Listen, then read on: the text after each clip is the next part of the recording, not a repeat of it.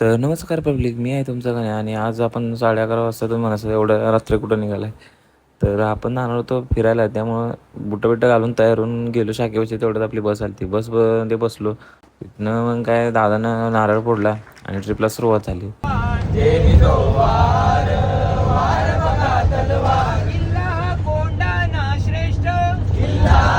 गाणी म्हणत म्हणत कधी आम्ही सकाळी पोचलो ते आम्हालाच माहीत नाही.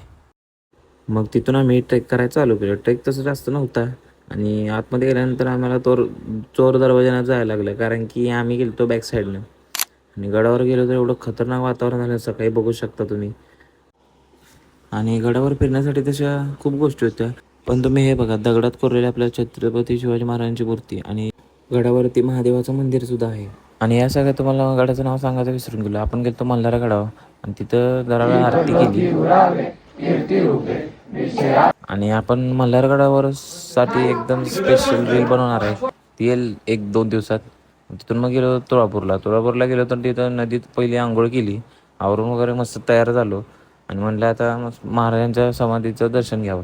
तर दादा काय मस्ती करायचं ऐकत नव्हतं. ऑलरेडी आपला खूप ब्लॉग मोठा झाला आहे. तर भेटूया पार्ट 2 मध्ये आणि पार्ट 2 साठी फॉलो करायला विसरू नका.